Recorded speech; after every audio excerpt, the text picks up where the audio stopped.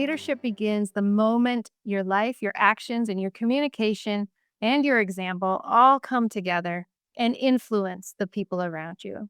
The more people that you can influence, the more influence you'll have. Welcome to the Economy Creators Podcast and Radio Show on KFred Work Life Balance Radio. I'm your host, Mary Farias. This is where we spotlight real stories of entrepreneurs and creators building their U-shaped economy around their unique interests, talents, and experiences. This podcast is part of a larger space called Economy Creators. I'm editing and publishing the Economy Creators Anthology, where I highlight and share the stories of 11 entrepreneurs and creators. Each one is in different phases of their entrepreneurial journey, and each has an incredible story to tell. You'll get to meet and learn more about each of these economy creators on this show. Plus, learn some tips from those who are making it happen. If you would like to be on the show, want to learn more about the anthology or any of the co-authors, or simply have a question about being an economy creator, just reach out to me. I'm here to help you in any way that I can. And if you're an economy creator, I invite you to reach out and apply to be a guest. I love meeting and spotlighting economy creators. Welcome to the July version of Economy Creators, the workshop. I just want to give you a little background of what Economy Creators is because it's it's me living the creative process out loud in front of a lot of people. So really essentially, Economy Creators started as a little spark of an idea that I had back in November of 2025. I just simply decided that I was going to offer a free event every month for the next year. And what that event was going to be was to be determined, but I did make the decision and I made a committed decision, and that's the key. And so as I was ruminating about what should I teach, and I'm a Proctor Gallagher consultant, so Bob Proctor is the guru in my world, and he teaches a lot of other um other teachers and all of their things like Wallace D. Waddles and of course Napoleon Hill and Thomas Troward and so many others. And so I was just kind of combing the stuff to figure out what it is that I wanted to deliver month after month after month. And so, of course, I study personal development every day. So I stuck on a Bob Proctor audio, and I heard this probably 100 times before, but he said, "You can create your own economy." And I go, well, Economy Creators is born. So fast forward 6 months, and not only is Economy Creators a monthly event like this, held on the first Tuesday of every month, so you can show up month after month after month, but it's also a podcast and radio show on KFred Radio. It's an ebook. It's an anthology, as you know, with 11 co-authors. And it's really become a movement where I spotlight authors, entrepreneurs, and creators who are building a personal economy around their unique interests, talents, and experiences. Because everyone has a message, and I want that message to be shared with the world because that's what it's meant to be. So, this one spark of an idea has ignited many expressions. And I want you all to understand that this is the creative process in motion. This is how it happens in our lives. And I'm going to quote Napoleon Hill because he said in Think and Grow Rich, most ideas are stillborn and need the breath of life injected into them through definite plans of immediate action. The time to nurse an idea is at the time of its birth. Every minute it lives gives it a better chance of surviving. So that's exactly what I did. I had an idea that I kept playing around in my mind. And as I thought about it, pondered it, and I continued on with my regular day. And I just heard that phrase, you can build your own economy. You can create your own economy. I heard it many, many times before. And the idea just expanded. And so I continued playing with the idea, and the more ideas showed up and they formed, and it continued to grow until it came to the point where it began driving me. And now I have simply gotten out of the way, and I am loving where it's taken me because now I'm writing another book called The Author Economy. And starting another radio show with a co-host named Barbara Wainwright on KFred, and we are interviewing authors and helping people get their message out in a greater way and helping authors promote their books. So, I love it. It's just ballooned. So that's me in a nutshell and the economy creators platform in a nutshell. So I just wanted to send that out there into the world because it's important for people to understand that the creative process is a real thing. It's a real thing. And so this is the first thing I want to do in this workshop is mind map. And it's very simple. And you can actually do it on your in a notebook if you want to. Very simple. So what I want you to do is I want to put you in the center of this mind map. So put your name, whoever you are, and I want you to put what's currently in your economy around you, not the stuff you want. So if you want a new business or if you want to write a book, this is not the time for that. There will be time for that, but this is what I want you to put what's currently there in your economy. Because when we look at what's currently there and look at it with just an objective eye, we can say, I want that to stay, or I want to replace that. But what I just want to share with you is that I've been creating my own economy for quite some time now. I started Iris Blue Publishing back in 2010 when I first wrote my Gym Rats books, and that's where I started. But I started building around something. Everything revolved around gymnastics in my economy. I was a gymnast for and a gymnastics coach and a gym owner for 37 years, right? So we talk about everybody being in a business for 30 some years, that gymnastics was mine. And I had this idea just built into me, my subjective and subconscious programming was that I had to be successful so long as it included gymnastics, right? I was a great student because I had to be because I needed it for gymnastics. I was strong. Well, I needed to be because I was in gymnastics. I ate well. Well, I needed to because of gymnastics.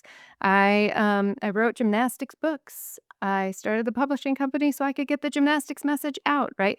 So gymnastics was the center of my economy, and the time that hit me the hardest was when I was driving to the gym one day and I just started bawling on the way there, and I'm like, "I feel so trapped," I'm doing what I love, but I have to be there all the time, and I have to do this, and everyone's depending on me, and all these kids are looking up to me, and they wanna get to where I got, and who else is gonna do this, right? I was putting so much pressure on myself that I wasn't living my life. And so COVID happened. And I've talked to a lot of people since then, and COVID turned out to be a pretty good thing for a lot of people. And the reason why, for me, it wasn't while I was going through it. I absolutely hated it. But coming out on the other side, right? Steve Jobs says you look backwards and you can connect all the dots. You can't connect the dots while you're going through everything. It just sometimes it just sucks when you're going through it. But what I found was that COVID was the thing that made me move out of my gymnastics comfort zone. So what happened was the gym slowed down and we had to close our doors for a certain amount of time. And when we brought it back, we limped back. So we decided in that time that we could either rebuild and rebuild something that we took 10 years to build to the same place, or I could pivot. And so I was already a consultant with Procter Gallagher with Bob, and I just decided, you know what? This is my sign. This is the sign that I knew I wasn't going to be a own the gym forever. I thought it was going to be longer, but I knew I wasn't going to own the gym forever, and I just realized that I've already done that. It's time for something new. And that was probably the hardest decision I ever had to make because I knew how to do all that other stuff. It was a walk in the park. It was hard and it was intensive and it was emotionally draining, but I could do it and I knew I could do it. But when I decided to pivot, I had to really start over. And it was hard. And it was a lot of self image shifting that I had to do. And so creating my own economy has been something really interesting that I've really studied over this last little time here with economy creators. And what I found was that the reason why my gymnastics economy came to an end was that I built it around something rather than someone. And so now I build my economy around me and not my sport. If you've been in my circle for any amount of time, you know that I have horses and I absolutely love them. And I spend every morning at the barn with the horses, except for on Wednesday, I go at night. But I spend every day with my horses. And they don't bring me money. Let me tell you, they don't. However, they bring me they bring me so much joy, they ground me, they reset my batteries, they are magnificent creatures that tell me what I'm thinking and feeling in any moment at that time exactly, and so being with the horses allows me to reset myself so I can be who I need to be for my clients and my community, and that's really what it and my family, of course, and so that's really what it comes down to. So let's ask this question after all that jibber jabber about my economy. What's currently in your economy that you want to replace? What do you think? If you've gone through this mind map that I showed you and you put your current economy around your name, what is something maybe that you see in there that you go, you know what, I don't need that anymore. But I do encourage you to have some balance in there, like horses for me. Horses don't make me money, but I need them. I need them in my economy. One of the things that we can do as we try to figure out what we don't need in our economy anymore and what we really want in our economy is to notice the opportunities around us. And that's what this next section is about. Just like COVID for me was a big aha moment that I needed to make a change. The opportunity doesn't need to be a large pandemic, worldwide pandemic, in order for it to make a point in your life. And that is what we're really focused on in this next section about opportunity. So many times there are little things that keep occurring that give us that nudge that we're supposed to pivot. Because Wallace D. Waddle says, every dog that barks and every dog that wags its tail is an opportunity for us to grow in some way, shape, or form and figure out what type of who do we want to be in that moment and what are we supposed to take from that moment, which is a good segue into what I want to talk about because a lot of times progress feels way slower than it should, right? It's like, "Ugh, why is this taking so long?" And I want you to understand that for me, progress took longer. I mean, I tried to get out of gymnastics. I really did. I thought, "Oh, you know what? I'm gonna be a lobbyist for a while," and I was for 4 years. And I thought politics was a good thing, and then I was like, I don't like that." So I left that, and writing obviously was something, a thread through my life. But what I found was that the reason why the gymnastics thing stuck for so long was because my self-image was wrapped right up in it. And I identified with being a gymnast, and I didn't identify with success any other place. I had to be a gymnast in order to be successful. And so what happens is that I try to foray into politics, and then you guess what? I was choreographing floor routines on the side and working after work at a gym in town. And then all of a sudden, somebody called me up and said, "Hey, Mary, we need you down here. Will you move back to Tucson and run our gym?" And so I was like, "Oh, yep, I guess I will," you know? And so people saw me and as a gymnast, as a coach, and they reinforced that image that I had in my subconscious mind about who I was. So not only was I playing that track over and over and over again, but my people were playing that track over and over again. And so when I moved from and when we closed the gym, I just said, "Okay, this is it. I'm not doing it. I'm not going back." I was offered lots of jobs to come and run gyms and to come and do things.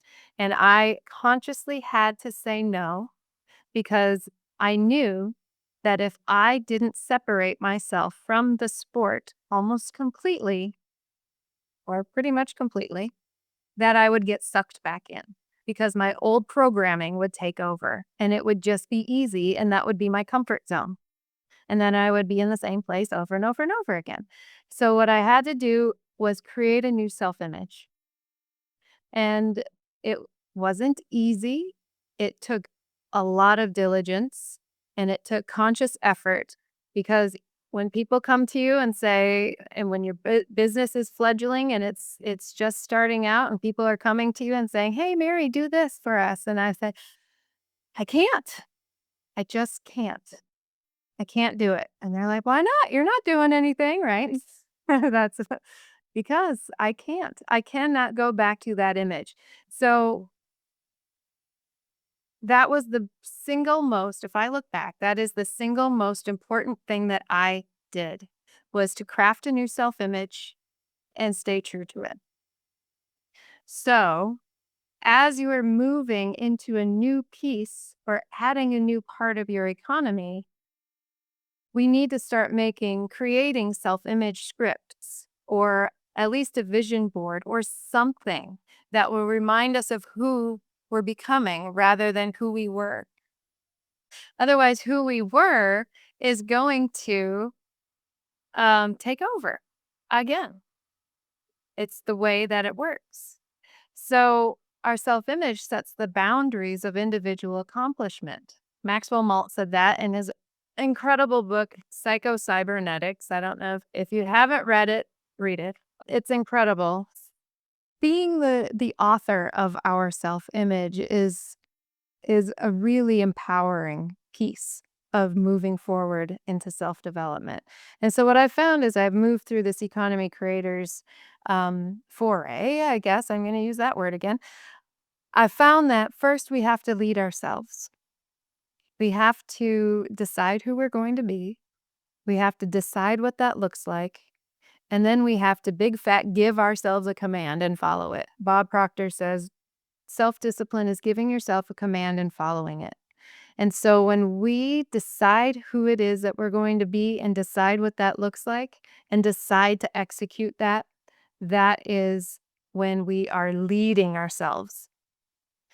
And what I have found is that so many times, especially in the coaching realm, because I talk to a lot of coaches, they want to help other people all the time, but they're not leading themselves first. So what happens is that they attract people who are exactly like they are, and then everything just kind of just sits and nothing really advances. So when we lead ourselves, we do the work, we do the inner work. And that's the component where I help people with Bob Proctor's and information and like Maxwell Maltz. That's one of the books that we cover. And of course, Napoleon Hill's Think and Grow Rich.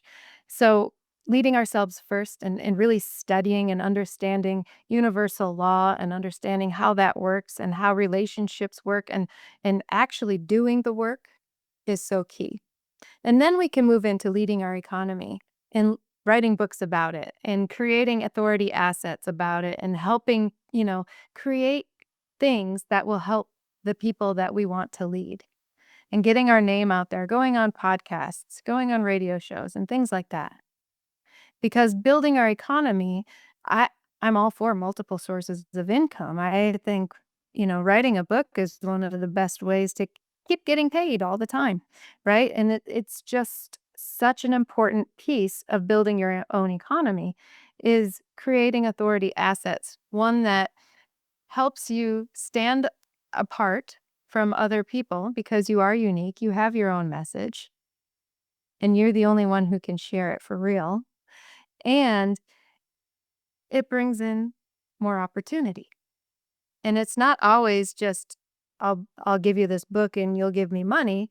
It opens doors to new opportunities that you may not even know were there. And then we can start leading others. When we get our message clear and create something, an authority asset that we want to share with the world, then we can start leading other people. And so that's the framework of the economy creator is lead yourself first, lead your economy, and then lead other people. And what's interesting with that I have found is that leading other people means leading yourself even more. That's what I have found, that leading others is that when we don't address those things in ourselves, we're kind of just spreading it around instead of helping people really address it in themselves. So there are some common self-leadership leaks as I've kind of identified. And one is studying without taking action. Right. So I mentioned that I study personal development almost, not almost every day. And it's a habit for me. And what wasn't always a habit was implementing what I was studying. And then I got to this point where I was like, why isn't this working? Oh, I'm not doing it. I just read it and said, "Oh, that's a good idea. I should do that one day." But I wasn't doing it. And so once I'd committed myself to going through, especially, I wrote How to Study Napoleon Hill's Think and Grow Rich. And so what I did was I took this book, I republished Think and Grow Rich, and then I created a companion course to go along with it to help people implement the action steps immediately.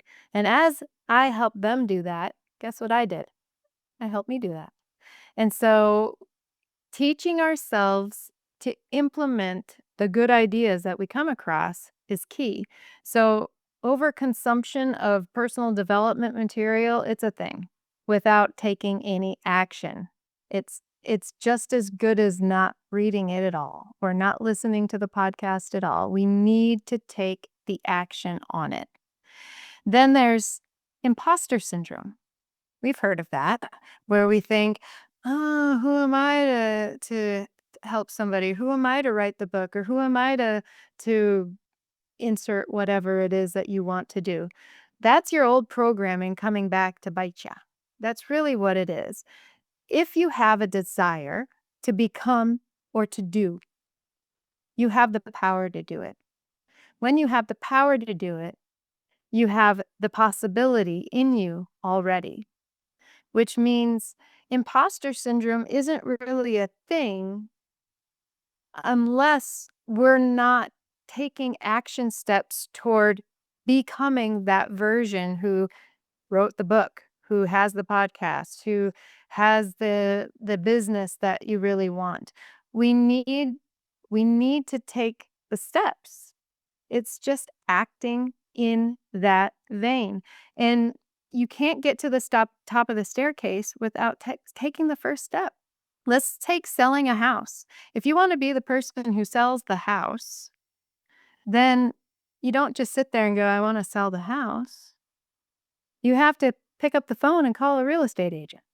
You have to start taking some actions. So imposter syndrome goes away as soon as you begin taking action steps towards that version that you want to become. And of course, another leadership leak is inconsistent routines. So maybe for a week you get up and meditate, and then for a month you don't. And then for a week you get up and meditate, and then for a month you don't. And for a week, you read a book and take some action steps. And then for a month, you don't. That's very inconsistent. And so you're not giving yourself a chance to develop those habits and to implement those things. So that's another leak. Another one to really understand is that when we react emotionally to anything, we are allowing that outside occurrence or that circumstance or that obstacle or that person to take over our emotions and to take over our energy. When we respond, we're in charge. So let's say somebody cuts you off in traffic and you go, ah, and then they go away. That reaction is us not having that control, that self-leadership always. That's not the worst case scenario, we could maybe our kid is a teenager and she acts up and then we yell at her, right? That's reacting. But if we were responding, we would be in control, right? So many times when we react, we regret. So in order to have fewer regrets in our lives, we need to tread more calmly. And having self leadership allows us to respond to situations. If you're anything like a past version of me, constantly changing direction and going, oh, maybe I should do that. Ooh, maybe I should do this. Ooh, maybe I should do that. Oh, maybe I should do that. That is a sign that you're not quite leading yourself in the best way. So the shiny object syndrome is what is kind of an indicator that you haven't made that committed decision to do the thing. So that making a committed decision is self-leadership. And then surrounding yourself with discouraging environments or finding yourself in them often. If we keep identifying ourselves in a certain situation that's kind of draining us, then we need to decide to make a different decision, to decide to either show up in a different way, to maintain our energy in a different way, or to remove ourselves from the situation altogether. It depends, right? So a lot of times we wait for motivation. Oh, I'm just waiting for a sign to tell me. Sometimes we need to take the first step. In fact, I would argue that almost every time we need to take the first step. And then that proves to the universe, yourself, God, the world, that you're serious. It's like you want to sell your house? Well, pick up the phone and call the real estate agent. That signals to somebody else that you're ready. One of the first things I tell authors is, what is your pub date when they want to write a book? When do you want this out? That puts you on the hook. And then go tell somebody about it. Puts you on the hook. Um, Avoiding visibility, hiding behind planning. Oh, guilty. I'm guilty. Anybody else guilty of that ever? Hiding behind planning. We need to take action. We can make, especially with ChatGPT, we can make the best plans in the whole wide world and never do anything. We need to start immediately. So those are, if you identify those pieces, any of those are indicators that your self leadership needs a little bit of adjustment, right? So another thing I want you all to do, we're going to move into leading our economy. So that map again is something that we're going to do. So make a new sheet of paper and put you in the center of it, because we want to decide what we really want in this economy. So what it really means, so start thinking and brainstorming things that you want inside that economy. Maybe it's a new house. Maybe it's a new car. Maybe it's a new income. Maybe it's a farm so you can have green grass where all your horses. It could be anything. What do you want around you? Because this is This is you taking charge of what you want your life to look like. So what it means to lead your economy as you're brainstorming for yourself, it means intentionally organizing your expertise, what you have to offer, right? It means that you're organizing your visibility. So it doesn't do any good to write a book and then nobody reads it, right? Um, Intentionally building relationships, meeting people who are on the same page as you or on the same trajectory as you or are in a supportive environment that you would like to be in that would foster your growth. Um, Intentionally organizing your communication. How do you communicate with your clients? How do you communicate with your prospects? How do you communicate with your family? How do you communicate with everybody? And intentionally building and organizing your authority is a part of leading your economy. So for me, I write books. That's what I do. I love writing books. And in fact, I think every entrepreneur should have some sort of book, whether it's an ebook or just a little PDF, it doesn't, or a full length book, because there are so many things that can spring off of that. Offers. How do you curate your offers? And what platforms are you using? What opportunities do you cultivate? And do you accept? And do you attract? Right? And the type of circulation that goes into all of this. These are all important pieces of leading your economy.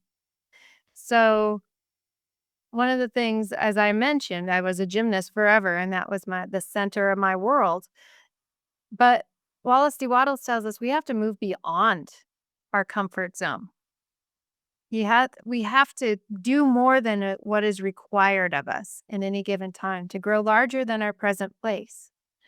We we tend to identify ourselves with our job rather than I'm a writer, I'm an artist, I'm an equestrian, I love horses, and we we define ourselves by how the check comes in the mail or in our bank account, whatever. But you know what I'm saying, and we're so much more. We're just so much more. And so hopefully this exercise helps everyone expand that just a little bit more. I believe, I truly do believe that if we're creating an economy and becoming entrepreneurs in any way, we need to have something that we can share with people. And what I call that is an authority asset. So when we create this U-shaped economy, YOU, with you in the middle, and we think about different ways that we create assets. And maybe you don't, it's not monetary. For instance, the horses, yes, they eat money. That's what they do. But what happens with me is when I go to the barn, I have 2 horses of my own, but I also care for 3 others. Right? And so I care for other people's horses. I don't get paid for that either, but I love it. And that is part of my authority asset. They come to me to help them with their horses, and I get paid in horses in that way. And I love it. So authority assets can be exchanged for money, or they can be something that's exchanged for energy, right? I think one of the most powerful, I mentioned it earlier, is to create a book, at least an ebook of something, because what it does is codifies what you know. It clarifies your message for yourself. It clarifies your message for other people. If you created a framework, you could say, this is what I do, and this is how I do it, and this is why I'm the best guy to hire. Right? But I do think that it's so important because then you have something to hand somebody, right? You can either hand them something, a book, or you can send them a link, or you can exchange for an email. You can do all sorts of things. And what I have found is that giving away a book is the best way to sell one.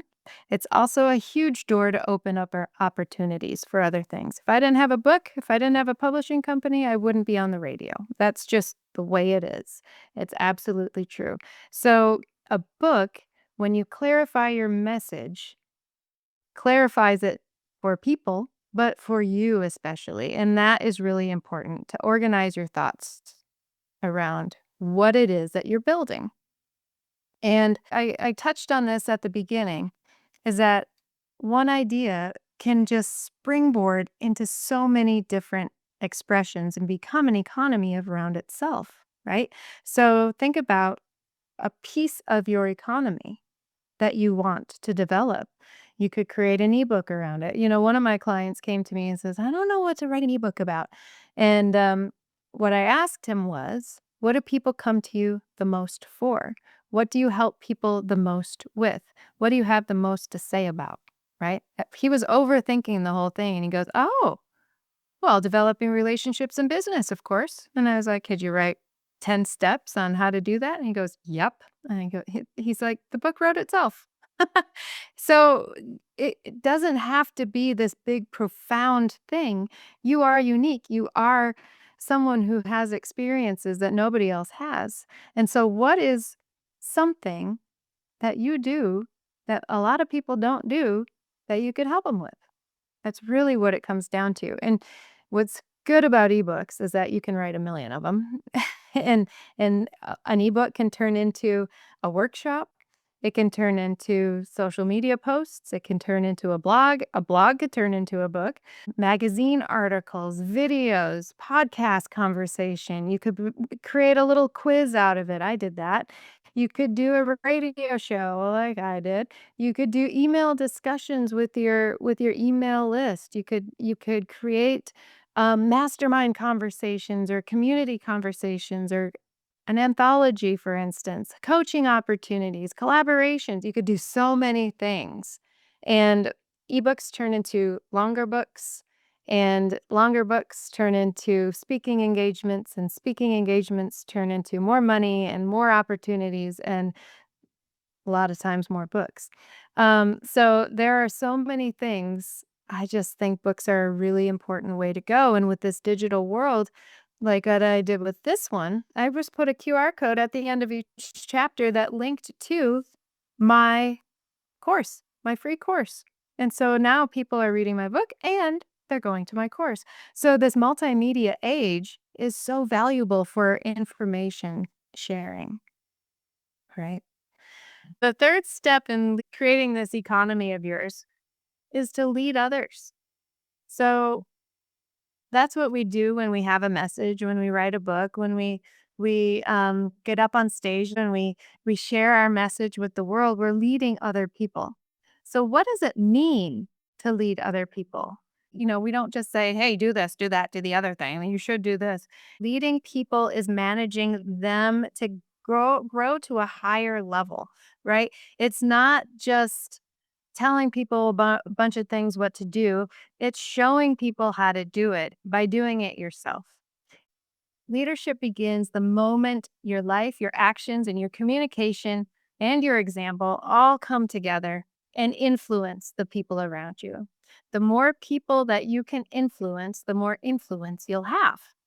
So when we're writing, we're in business, and we're having conversations, whether it's the community that we're in, if we're parenting and we're teaching, the example that we set, the encouragement that we provide, and the presence that we hold is our influence on other people.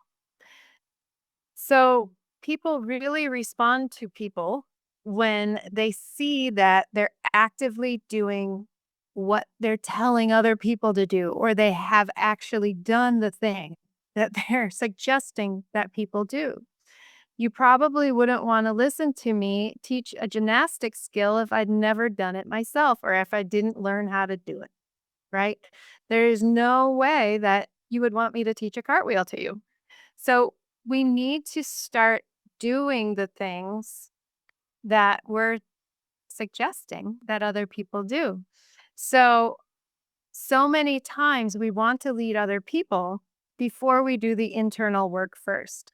And that's why I alluded to earlier that leading others is actually leading ourselves on steroids and really doubling down on that self leadership. One of the things to do, and this is a big sales concept, is being a product of the product, right? So I teach my mastery students this program called Thinking into Results, but I also do it myself. And I don't tell everybody to do the things that I'm not doing myself or willing to do myself or haven't done myself, right? It was the same as when I was a gymnastics coach. I didn't tell them to do anything that I wouldn't do myself as a gymnast. So be a product of the product means really believe what you're teaching to the extent that you're doing it, that you're the example, right? And then we also need to be an intelligent follower. So leaders need leaders. If we're going to expand as leaders, we need leaders. We need people who are just a little bit ahead of us, who have kind of paved the way a little bit and done the things and tried the stuff and did the things that, well, we tried it and it didn't work, but this worked, And so leaders need leaders because it's so important to for leadership growth, for coaches to have coaches. It just is. If we expect as leaders for people to have us as coaches, then I believe that we as coaches need to have coaches ourselves. That's just what I believe. Because and if we don't see examples of larger growth, then we're stunting our growth, right?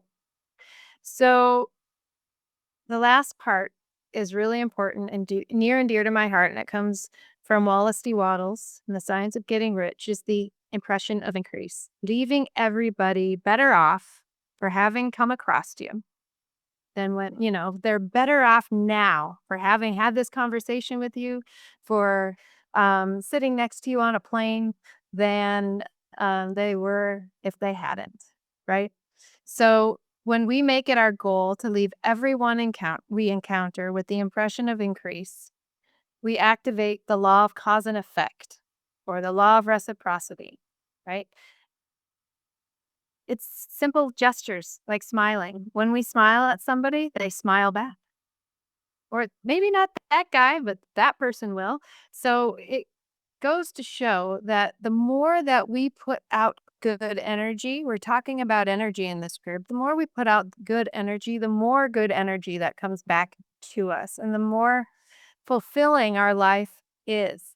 So leaving everyone with the impression of increase is not only helping everyone around us, but it's a boomerang effect. It's helping us. It really is. Thank you for joining me for this special edition of Economy Creators. This was an excerpt from the July 2026 Economy Creators Workshop. This is something that I offer each and every month live to my audience, where you can ask questions and interact with me, and we can really focus on building your U shaped economy. So I hope you enjoyed it, and I look forward to meeting you at the next workshop. And thank you for listening. Are you an economy creator? Join me for my free Economy Creators Workshop the first week of every month. And if you're interested in being on the Economy Creators podcast and radio show here on KFred Lifestyle Optimization Radio, please reach out and apply. I can't wait to meet you.